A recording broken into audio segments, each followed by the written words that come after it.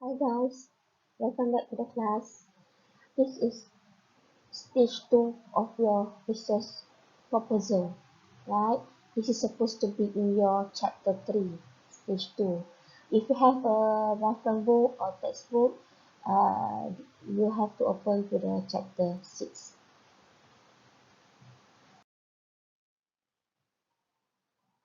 These are learning objectives for this stage 2 steps, right? There are three leading objectives that we should achieve when we completed this topic. The first one, understand the differences aspect relevant to designing a research study, identify the scope of any given study and the any use of the result, and the last one, you'll be able to decide on the research design for any given situation. Right, so we move to the element of research design. Now we actually in here.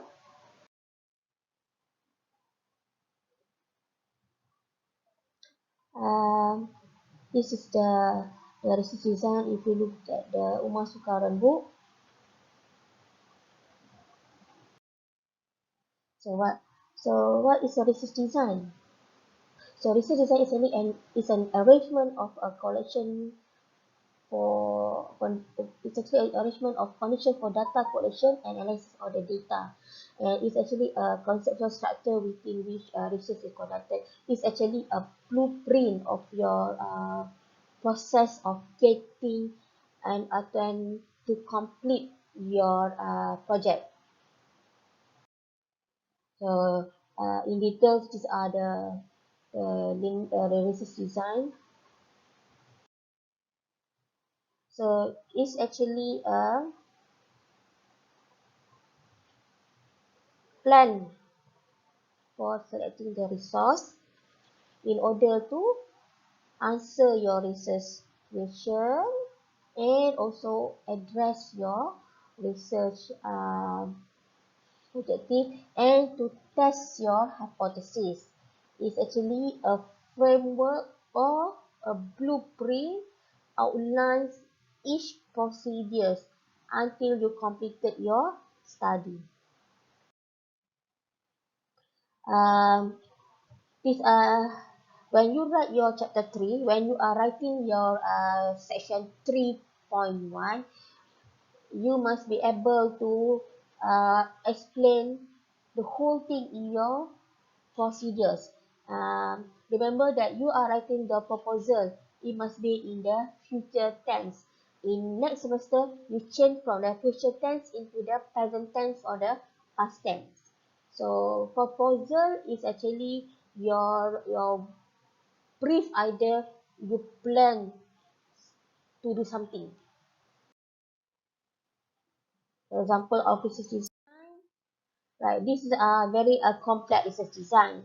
Your study must should be the simplest one. You can take from the you can go online and check the relevant that suit your study. You can go to the reference books. You can go and took from the thesis that I share with you guys, right? These are the simple one that I took from the Google image, right? Most quantitative study, right, provide three primary type of research. The first one, we have the exploratory study. We have a descriptive study. We also have the casual, also known as a exploratory. Exploratory is actually a research on concept, people, or institution that is most little about. Whereas in the descriptive, it's more like you are understand the certain phenomena by identifying the respondent profile, right? And then the last one we use the causal or also known as explanatory. Usually involve testing a hypothesis and deriving the hypothesis from the available theories. But sometimes this study also can be applied into the qualitative as well as the quantitative research, except that the last one, the explanatory research involved on only on the quantitative study because they have the hypothesis testing. Whereas exploratory study is more on the qualitative because of involve observation, interview, and so forth. Right? Many books identify four types of research design. Right? We have the exploratory research design that will be for the qualitative study. We have a descriptive research design. We have the causal research design. We also have the correlational research design. So you can see, you can understand, you can read from the summarized table. Your left column is a type of study. Your right column is the explanation of the mentioned type of study. Right? Exploratory study, when something is not much, no many information uh, was found in the previous study. Descriptive study, to describe a profile of the factors, right? Causal study is really study conducted to establish cause and effect relationship, and we also have a correlational study. Is really understand to understand the situation between the between the variables. You can see that the uncertainty influence of in the type of research.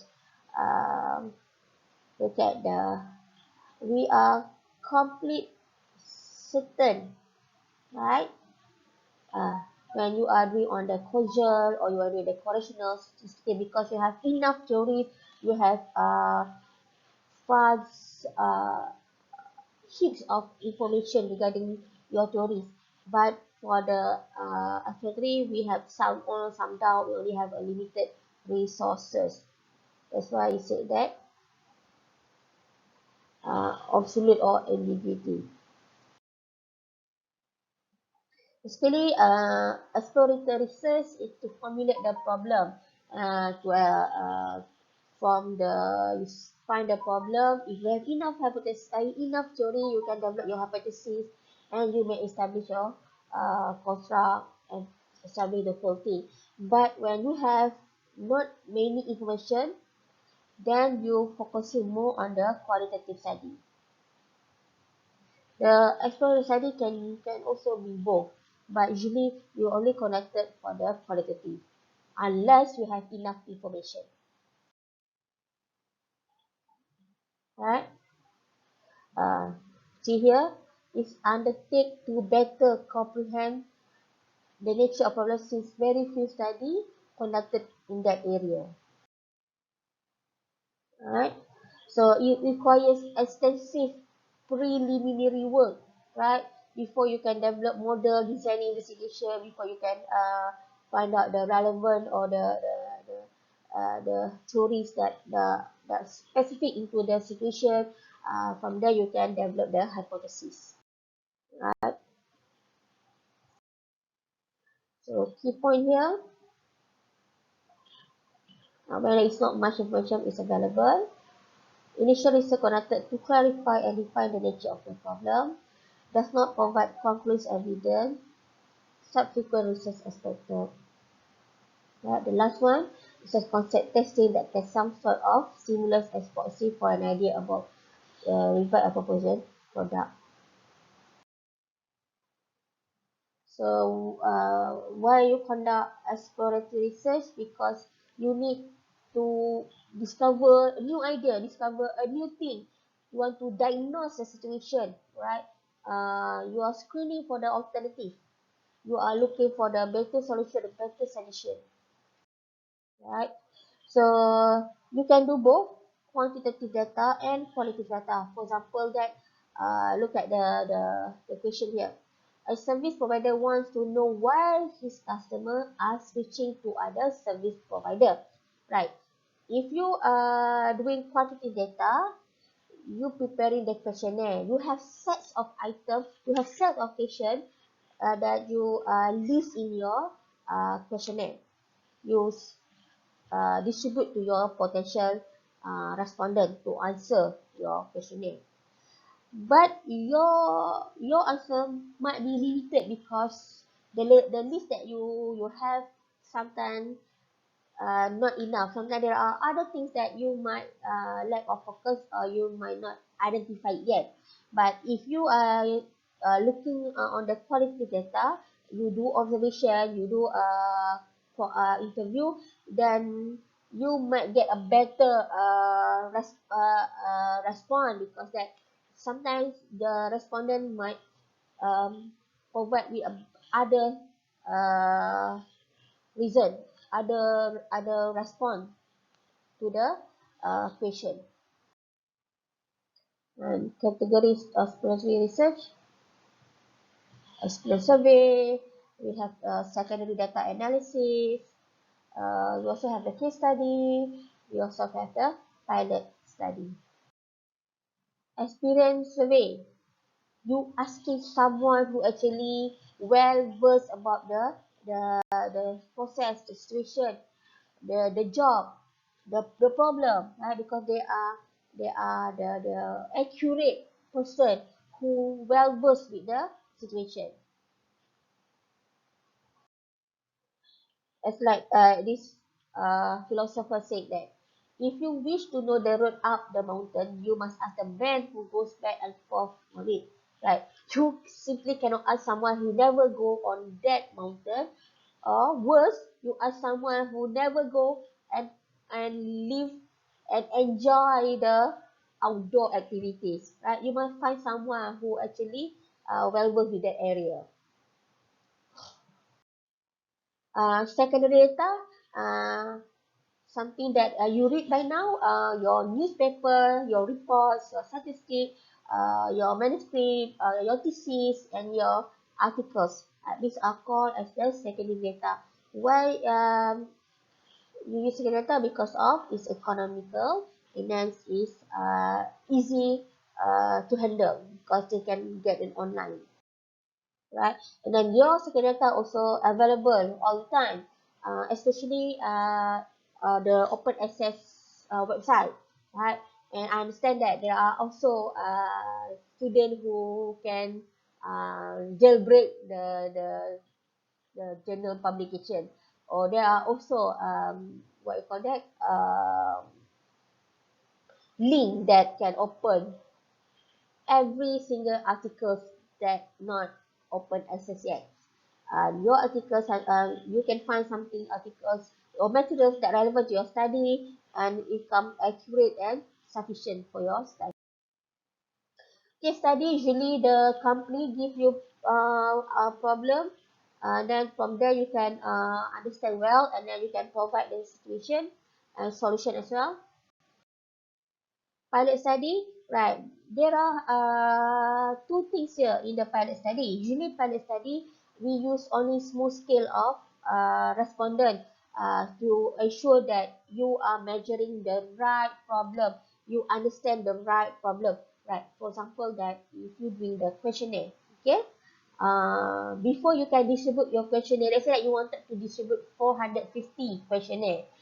But when you distribute 450, then you found out many of your question, or you probably measuring item, is not addressing or measuring your problem. Then you have a problem because your item probably might not enough to answer your hypothesis testing, addressing your apa nama, your addressing your hypothesis, addressing your risk objective, testing your hypothesis, answering your research question, right? Usually what we normal practice that before you distribute your 450 questionnaire, we prepare only 30 numbers, 30 to 50 numbers, right? The same question we distribute to the our potential respondent. Usually these are people that also using your what you call that using the product or using or eating the same place, boleh, for example that your study is in the Malacca, but you can find anyone living outside Malacca also can answer the question, because you want to see whether you are people understand your question.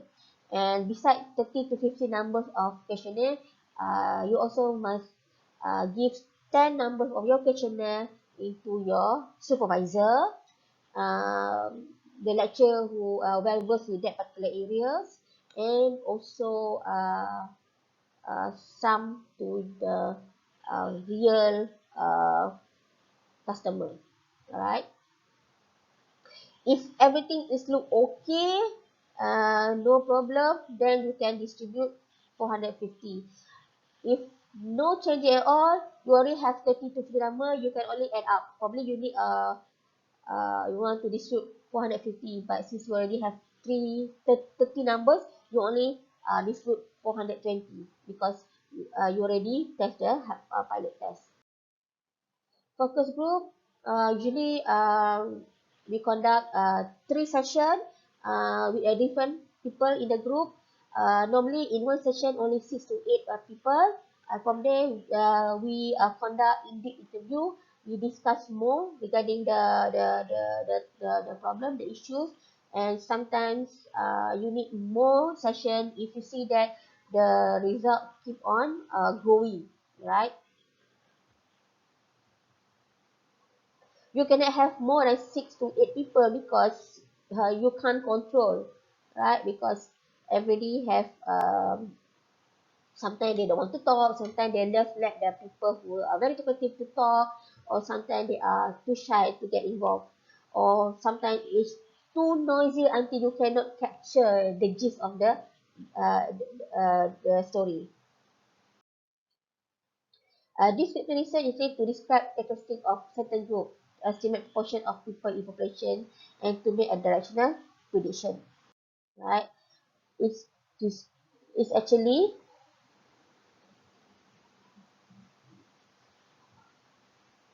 to offer the researcher a profile of individual or anybody who actually answer your questionnaire. For example, percentage of women answering your question, age, ranging age, how many people uh, like to eat in the restaurant, how much they spend per time if they are going for the dinner. These are the information that sometimes do not answer your question, but it's really must be there to support your whole finding. And sometimes it also can be tested to have another research objective that you can develop, right? For example, that you are uh, looking at uh, the relationship between service quality and customer satisfaction. Your item, you have dimension in your you call that in your study, right? For example, that food quality, right? You want to see that how many uh the percentage of how many men are favoring food quality rather than and beyond of the restaurant, and how many women actually are happy with the food quality. And you can have you can answer this question by looking at your demographic profile, right? You can present your reports with your tables, right? Frequency and percentage, for example, the mean of standard deviation, or sometimes you can show your histogram, right? To show that how many people agree with this statement, right?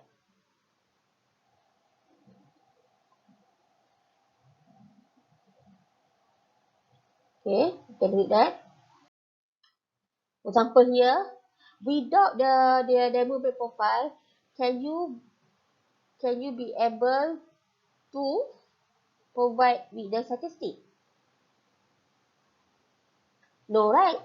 So you need to have the demographic in order for you to see that before you can claim that something like this. You cannot simply claim if you don't have any enough evidence. Remember that. That's why you need to have to do the demographic profile of your study. Jadi add here. These are the key points because you want to understand the nature of the problem.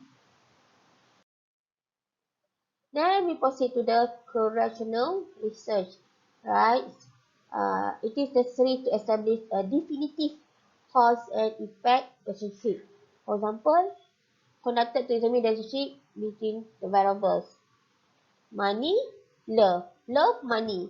So, what are the relationship between you have money, you have love?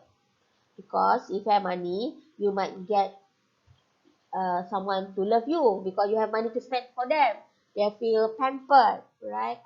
So these are the correlation. Both you need them both, right?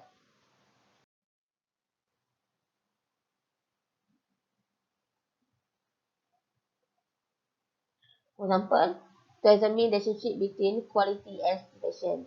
And the question is there a relationship between service quality and satisfaction? And also, does service quality and satisfaction has a positive relationship? Okay. Bear in mind, this kind of study can do both, so, qualitative and quantitative study. Let's say that you are doing on the qualitative, then the word to examine cannot be used. You can put something like to identify the important to identify the important of security towards the customer satisfaction, right? And if you are doing a qualitative study, you must have several other relevant questions in order for to help you when you are conducting the data collection later on, right? But if you are doing on the quantitative, yes, you can to have to examine the relationship between service quality and selection, and you might have several hypotheses, right? Why the word to examine here? Because to examine, you need to have regression analysis, right? Linear. So you have to conduct SPSS, right? From there, you have to get enough case sample for you to proceed analyze in the SPSS, right? Okay. We are talking about service quality and customer satisfaction, right? The word customer can be changed according to your setting, right? But you must introduce the word in your background study or your problem statement. For example, that your study is in the theme park, for example. We know that theme park usually we refer as the visitors, right? So the right word is to examine the relationship between the service quality and visitor satisfaction in theme park B, right? So now, what can we understand here? So that we know that our potential respondent is the visitors, and also that for hotel we cannot use just customer satisfaction. We must use guest satisfaction. In your writing, you introduce that customer satisfaction is important in the main industries. For example, this is a statement. Then in the bracket you put uh, hereafter we refer as the passenger satisfaction because of this study is conducted in the uh, airline or in the public transportation. Look at the comic here, right? You cannot just simply accuse someone because it happened to be in the situation, right? Probably wrong time he happened to be there. It could be the sisters, and the sister Sonoti taking the remote from his hand. We never know that the story unless you investigate. From there, then only you can have the plausible reason. To provide evidence relationship between variable and sequence in the which event occur and to eliminate other possible explanation. Right? For example here, money. Without money, you cannot get love. With money, you get love. Alright? Allocation of the important factors associated with the problem. Correlated to underlying cause and effect relationship. Right? So it's both, right? You can proceed with the hypothesis testing.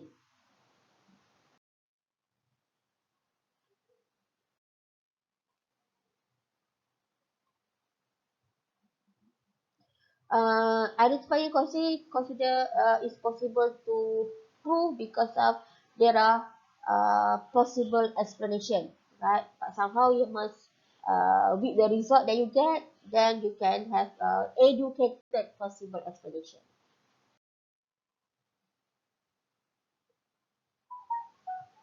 To identify the cause of cancer, right? Does smoking cause cancer, or does lifestyle cause cancer? So you have two things here. So these are the questions that might answer your question. So you have to test both to provide you, to guide you with the possible reason.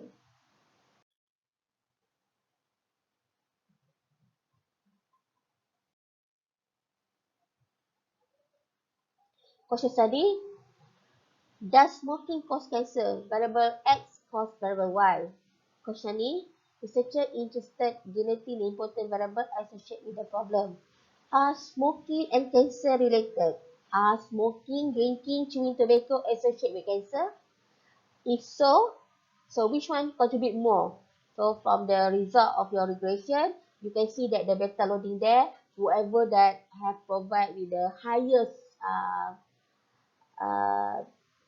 beta loading, then there will be the most the most reason why. Now we move to the setting. Setting is important in our study.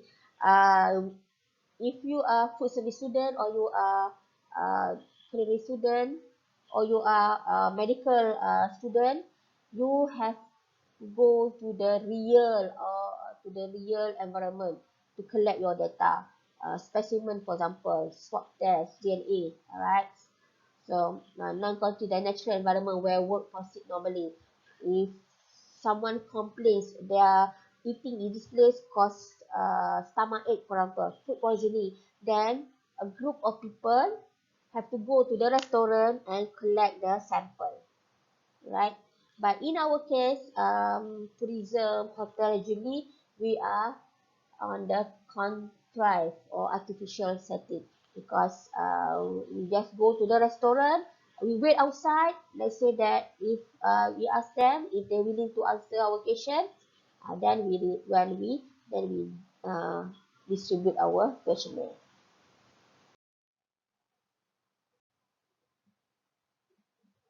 Yeah.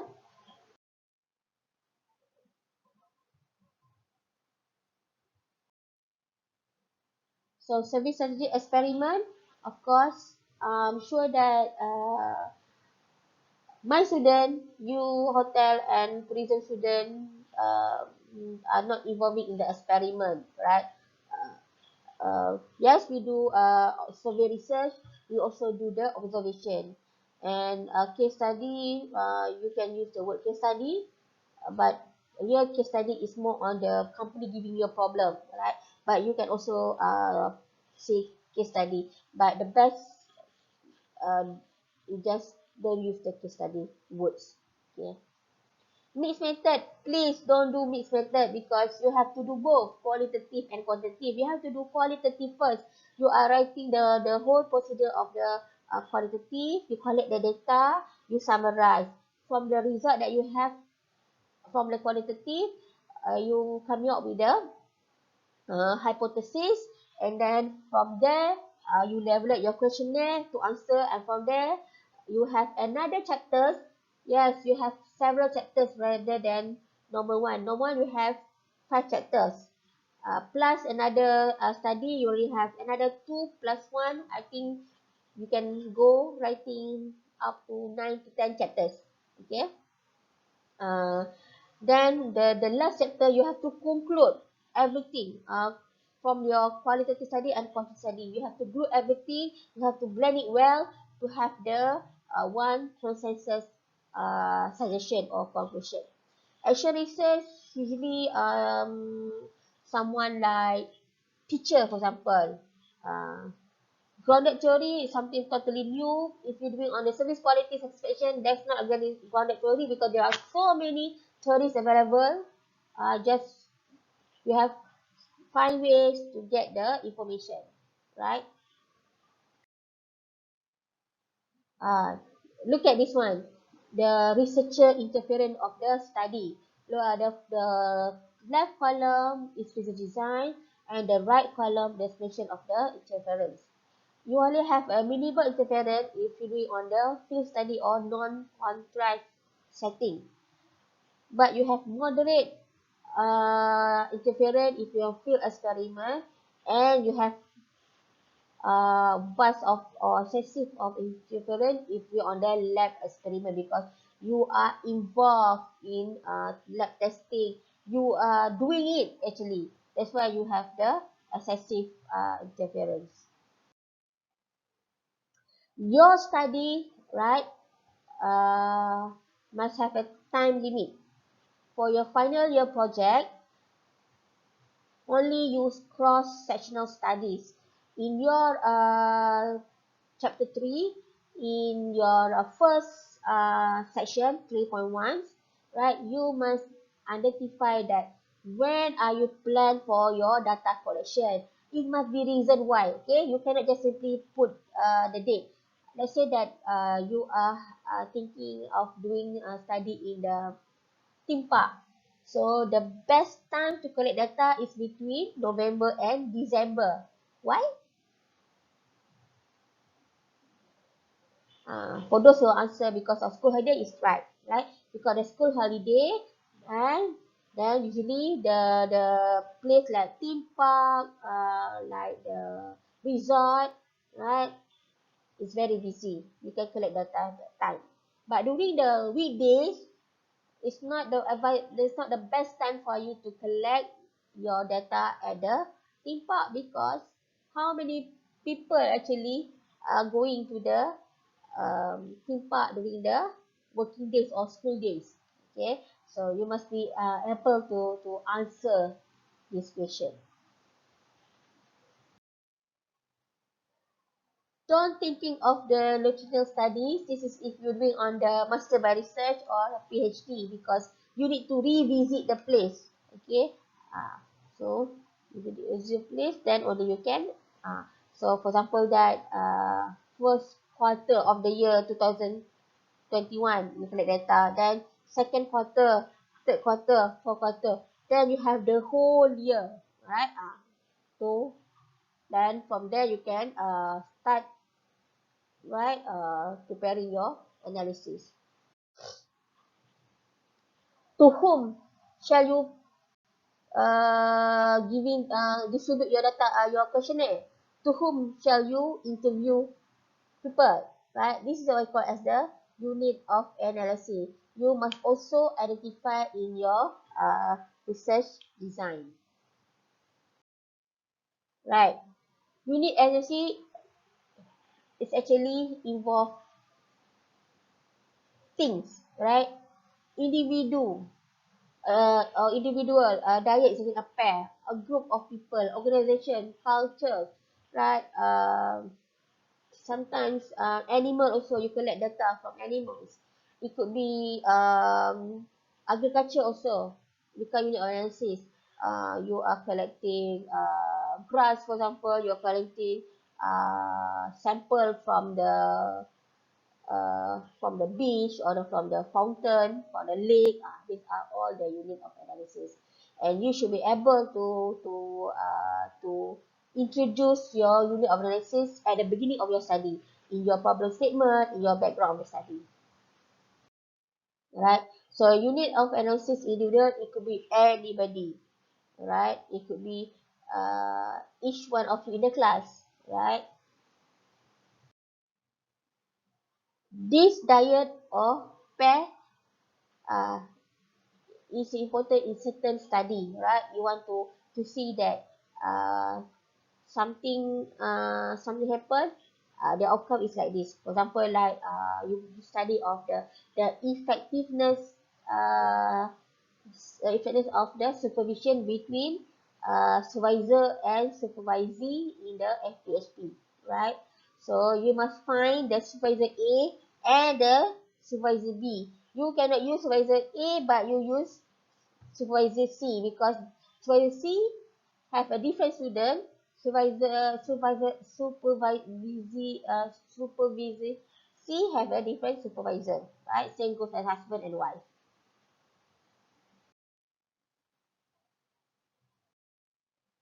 You can find a group of study in the group. For example, that is doing a study of the effective study uh, of hotel program in a PHP. So your story is more about the part 6 student, and it become group. Okay, you only collect data in the hotels department, part 6.